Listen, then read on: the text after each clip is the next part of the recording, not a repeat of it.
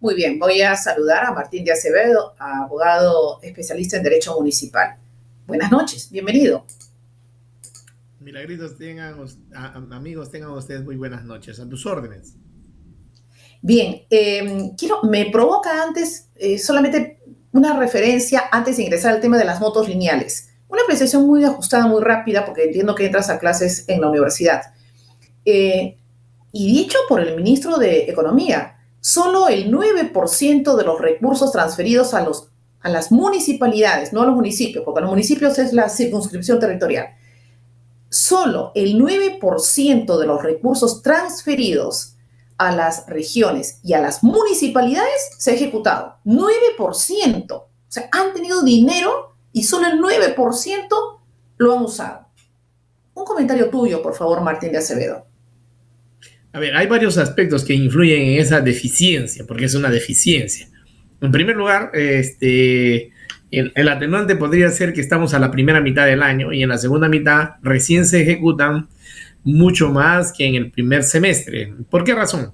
Porque las municipalidades cuando empiezan el año, y sobre todo en este año de salida, cada vez se van quedando con menos consultores y consecuentemente en esa misma proporción de disminución, con menos especialistas o expertos en proyectos y en elaboración de expedientes técnicos, de modo que tampoco están al día con lo que necesita, por ejemplo, en infraestructura, cada una de sus ciudades, distritos o provincias en donde gobierna, por un lado. Y por otro lado, cada vez también menos se preocupan de ello y si no, de alguna manera indirecta, ya no directa, ir a la reelección, los regidores, los alcaldes, los funcionarios mismos están viendo si en alguno de los municipios a donde postulan va a haber algún favorito que los rescate de ello. Y en tercer lugar es que en efecto podría estarse habiendo ejecutado el 22%, 23%, pero no se visualiza ello todavía porque está justamente en eso, en ejecución. Y la cifra del 9% es de lo que va quedando colgado en forma definitiva ya en la página web del MEF, vía las transferencias que reciben en primer lugar, pero también de vuelta o de regreso, vía lo que la municipalidad informa que ya se ejecutó en su totalidad. De modo que debe haber unos 11 o 12 puntos más en ello, pero que tampoco avisora nada, porque faltará la otra mitad del año, y si hacemos una aritmética simple, estarán llegando al 50, 60, 70% de ejecución, y algunas, las mejores, al 80, 80 y tantos % de ejecución, lo cual sigue siendo un problema porque las personas, los ciudadanos, esperamos cada vez más obras, cada vez mejores servicios por parte de las municipalidades y de sus autoridades municipales, y esto no se da.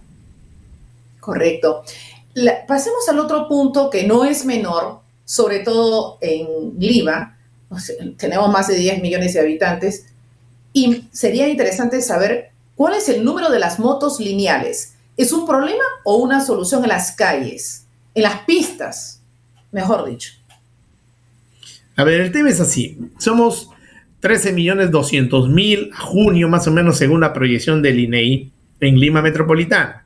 El parque automotor crece en Lima Metropolitana, solamente en Lima Metropolitana. A nivel nacional, en 270.000 automóviles de diferente rango y naturaleza, pero solamente en Lima Metropolitana se queda el 70%, quiere decir de 270.000 unidades vehiculares, el 70% vienen a ser las 2/3 partes de ello. Estamos hablando aproximadamente de 180.000 unidades vehiculares.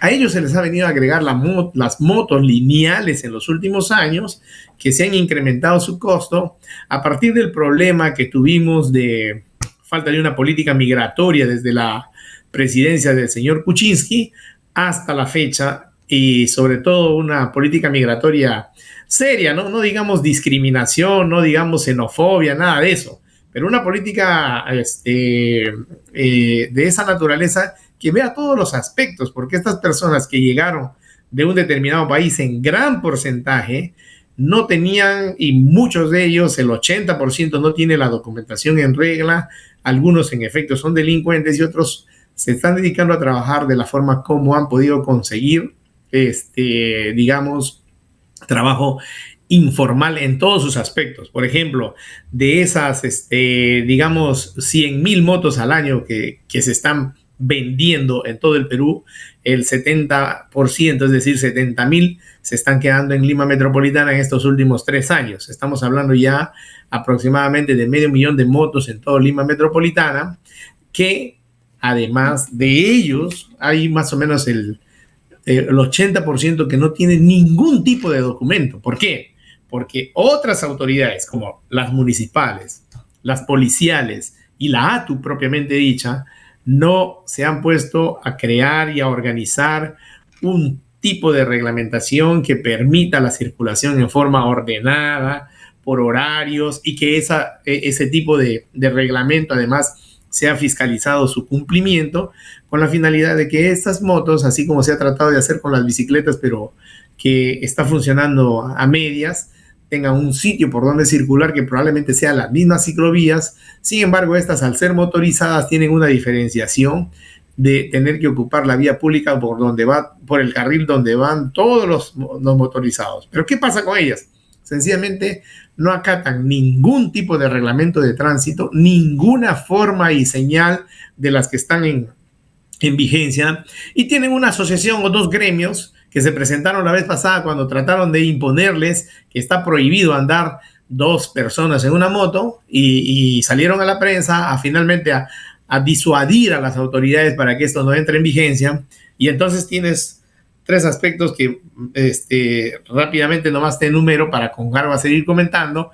1, sirve para la delincuencia. 2, sirve para este trabajo de delivery donde las empresas no están exigiendo ningún tipo de documentación, excepto las personalísimas, pero respecto de la moto no se preocupa más que el que le va a prestar ese servicio en efecto tenga una unidad vehicular motorizada, lineal, y nada más. Después no fiscaliza nada más. Y un tercer rubro es entonces aquellos que han optado por ser un vehículo de paseo, de traslado, más rápido y expeditivo. ¿Pero por qué más rápido y expeditivo?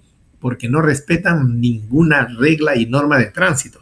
Se meten entre los carros, se meten entre los peatones, se suben a las veredas, cruzan los semáforos en luz roja. Es decir, absolutamente todas las infracciones posibles de habidas y por haber, sin que ninguna autoridad fiscalice su orden y cumplimiento. Y ahí están, las hemos mencionado: la policía, las municipalidades distritales en cada una en su distrito, la ATU en el caso de Lima Metropolitana, y también tiene que entrar a tallar la fiscalía, porque al final de cuentas estos son delitos flagrantes cuando no ellos mismos fallecen por justamente irrumpir las reglas de tránsito. Y no solamente eso, sino que ya hemos visto, porque lo hemos visto en videos, que ellos provocan accidentes de tránsito, que esa era justamente una anotación que te quería decir junto con la otra, que es que ellos mismos fallecen a consecuencia de sus propios actos temerarios. En Estados Unidos tú manejas de esta forma, vamos a decir, media alocada, para poner solamente un nombre así más popular, y te ganas una multa tranquilamente, porque hay actitudes temerarias, ¿no? Tú no puedes hacer cierto tipo de actos cuando estás conduciendo una unidad.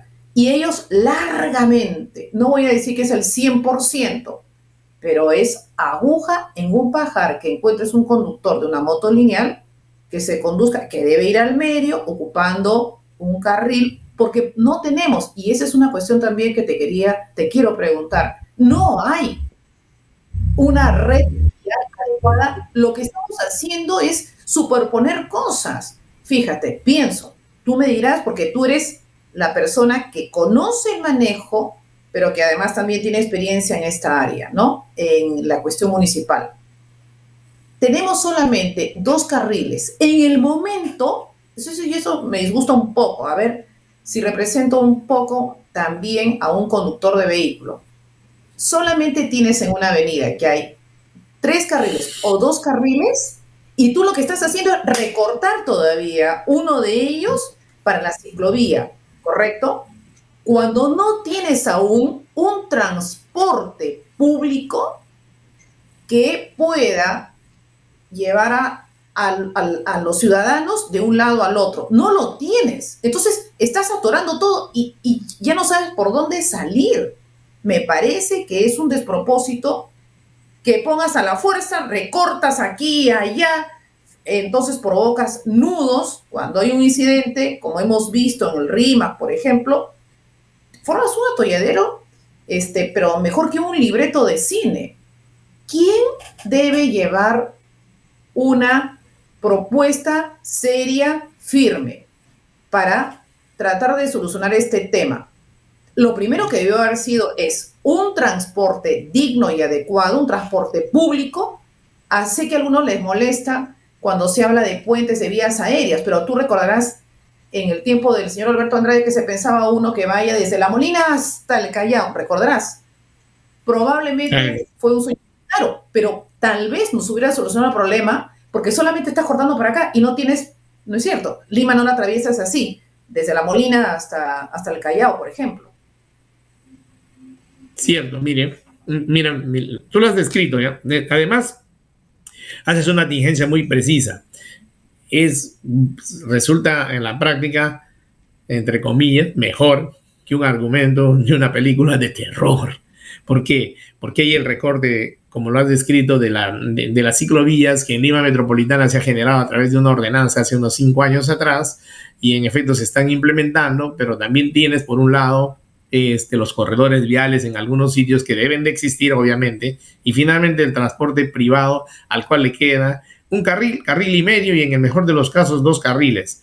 En esos carriles vienen las motos entre 2 autos, entre una hilera de 2 autos, y de cualquiera de las partes, puede aparecerse por la derecha, puede aparecerse por la izquierda. Finalmente, se tratan de poner delante de toda la línea de semáforo y encima de la línea de cruce peatonal, porque ellos quieren salir volando, o antes que cambie el semáforo, o cuando esté en ámbar, o cuando esté inclusive en rojo, salir volando, aprovechando que de la intersección no viene ningún auto. Entonces, absolutamente todo es un comportamiento de contracultura, absolutamente de contracultura, y como nadie los fiscaliza, entonces están absolutamente sueltos en una generación de anomia, agregada a la anomia que ya existe en una ciudad como Lima Metropolitana, que cada día en cada una de sus esquinas se desangra poco a poco, cuando el orden que se tiene que poner es aquí, la autoridad que en efecto fiscaliza finalmente que tenga su documentación en regla, la policía de tránsito, porque estamos hablando de tránsito y vialidad. En segundo lugar, las municipalidades distritales para ver si en efecto han dado la autorización o no a través del Ministerio de Transportes o en convenio con el Ministerio de Transportes. Ese también es el problema, ¿no? Otro tanto, el Ministerio de Transportes a través de su entidad autónoma, que es la ATU en el caso de Lima Metropolitana, y son estas 3 autoridades que finalmente se tendrían que juntar para en efecto verificar si están en regla la documentación de sus conductores, si están usando todas las condiciones de seguridad que ellos mismos deben de tener, como casco, coderas, guantes, etc. Y finalmente, si en efecto están respetando las reglas de tránsito, y no lo respetan, evidentemente no lo respetan. Si a ello le agregamos que es el vehículo favorito, privilegiado o preferente de la delincuencia que roba y asalta en los distritos y en las vías más pequeñas, en las vías locales, como llamamos técnicamente, es decir, en las vías internas de los propios distritos, con la finalidad de arranchar a las personas que están llegando a su casa, que han llegado, que están abriendo su cochero o que están sencillamente transitando por su propio barrio. Todo eso tiene que ponerse en orden. ¿Y por qué decíamos a propósito de la campaña y de los alcaldes y de las candidaturas? Porque la tercera parte de esta fiscalización, verificación y finalmente amonestación y luego sanción pertenece y corresponde a las municipalidades, que tienen la obligación de generar, más allá del reglamento general de tránsito, el orden en las calles y en las vías públicas a través de sus inspectores. Correcto. Entonces, esa es la propuesta de Martín de Acevedo, que Exacto. Ya estamos terminando, estamos en julio, ya estamos terminando el periodo de las distintas administraciones ediles. Entonces, en firme, hay que exigir como ciudadanos, como electores, que el problema, porque es un problema prácticamente. Qué pena por el minúsculo número de conductores de motos lineales que se portan bien.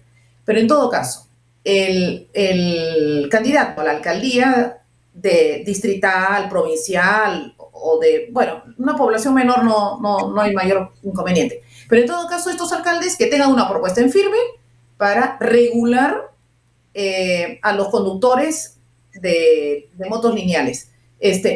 Y si hay un vacío, ellos están en potestad de actuar o no, Martín.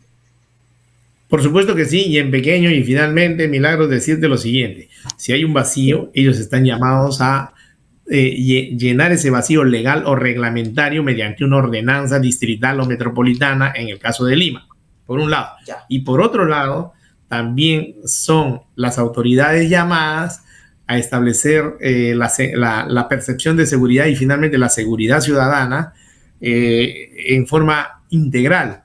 Y una de las formas como se genera peligro en las calles contra los ciudadanos es no teniendo el tránsito y la vialidad debidamente ordenada. Y no se va a tener si la autoridad no se faja y no se pone los pantalones y en efecto reglamente estos vacíos que podrían estar en el Reglamento Nacional de Tránsito, valga la redundancia, y conjuntamente con la policía, la Fiscalía y la ATU, en el caso de Lima Metropolitana, fiscalicen su cumplimiento, y si no hay cumplimiento, pues que se vayan a los depósitos ellos sí, con toda razón y con toda justicia, porque lo que generan es caos, temeridad y finalmente peligro contra la seguridad ciudadana, porque no solamente te pueden accidentar y matar o golpear o dejarte lesionado, sino que además son vehículos favoritos para el asalto y robo.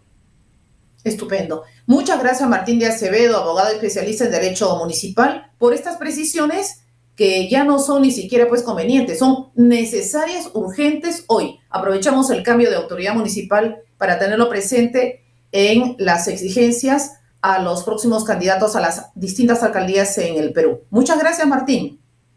Correcto. Gracias, Milagritos. Buenas noches. Buenas noches. Bien, luego de estas precisiones nos vamos a una pausa y volvemos con un abogado tributarista para hablar sobre esta reciente medida que aparentemente ya se pondría en práctica, la de, no diré fiscalizar, pero levantar el secreto bancario.